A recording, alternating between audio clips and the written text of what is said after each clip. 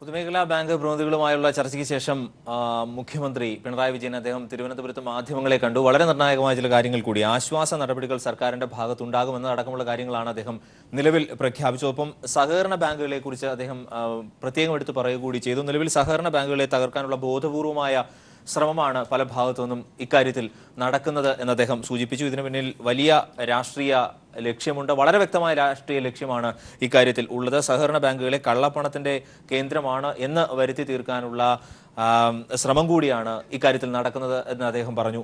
ഞങ്ങളുടെ പ്രതിനിധി ഷീജ തിരുവനന്തപുരത്ത് നിന്ന്. ഷീജ, സംസ്ഥാന സർക്കാരിന്റെ ഭാഗത്തു നിന്ന് ഇക്കാര്യത്തിൽ കൂടുതൽ ആശ്വാസ നടപടികൾ എന്ന പ്രഖ്യാപനം കൂടി അദ്ദേഹത്തിന്റെ ഭാഗത്തു നിന്ന് ഉണ്ടായിട്ടുണ്ട്. പൊതുവിൽ എന്തൊക്കെയാണ് അദ്ദേഹം പറഞ്ഞത്?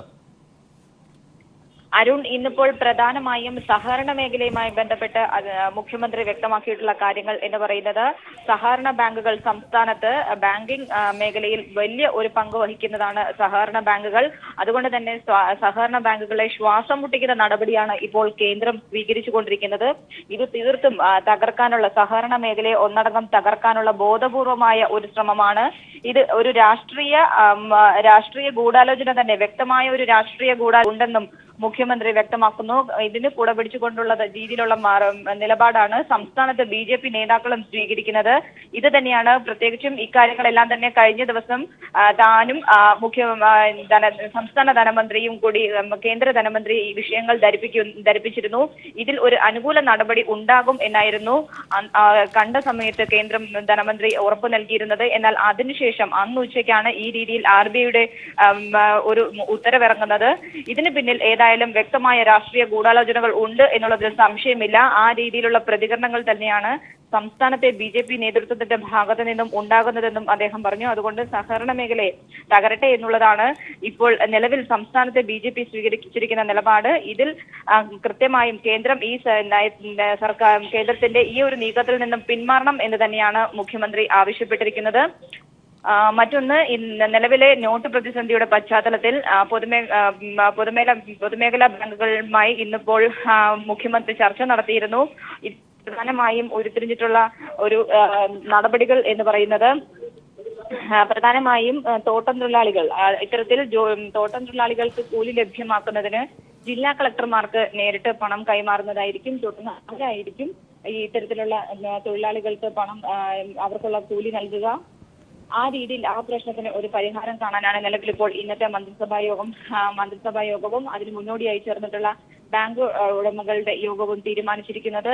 മറ്റൊന്ന്, അന്യസംസ്ഥാന തൊഴിലാളികളുടെ വിഷയമാണ്.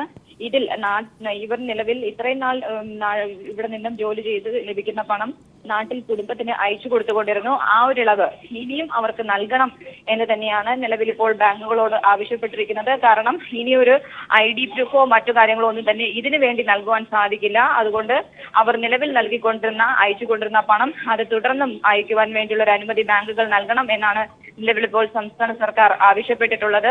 മറ്റൊന്ന്, ശബരിമലയുമായി ബന്ധപ്പെട്ട വിഷയമാണ്. ഇതിൽ ശബരിമല റൂട്ടിലെ മുഴുവൻ ATMകളിലും പണം നിറയ്ക്കാൻ വേണ്ടി ബാങ്കുകളോട് ആവശ്യപ്പെട്ടിട്ടുണ്ട്. ഇതിനായി ബാങ്കുകൾ സമ്മതിച്ചിട്ടുണ്ട് എന്ന് തന്നെയാണ് മുഖ്യമന്ത്രി വ്യക്തമാക്കിയിരിക്കുന്നത്. പ്രധാനമായും പമ്പയിലും ATMലും കൂടുതൽ ATMും എക്സ്ചേഞ്ച് കൗണ്ടറുകളും ഏർപ്പെടുത്താൻ വേണ്ടിയിട്ടും നിലവിൽ ബാങ്കുകളോട് ശുപാർശ ചെയ്തിട്ടുണ്ട്. ഇതും ബാങ്കുകൾ അംഗീകരിച്ചിട്ടുണ്ട് എന്നാണ് മുഖ്യമന്ത്രി വ്യക്തമാക്കിയത്. മറ്റൊന്ന്, ട്രഷറി, എല്ലാ ട്രഷറികളിലും 25 കറൻസി എക്സ്ചേഞ്ച് കൗണ്ടറുകൾ ആരംഭിക്കാൻ വേണ്ടിയിട്ടും ബാങ്കുകളോട് ശുപാർശ ചെയ്തിട്ടുണ്ട്. എന്നാൽ ഇതിനായി RBIയുടെ അംഗീകാരം ആവശ്യമുണ്ട്. ഇത് നേടിയെടുക്കുന്നതിന് വേണ്ടിയുള്ള നടപടികൾ ആരംഭിക്കുവാനും ബാങ്കുകളോട് നിർദ്ദേശിച്ചിട്ടുള്ളതായി മുഖ്യമന്ത്രി വ്യക്തമാക്കി.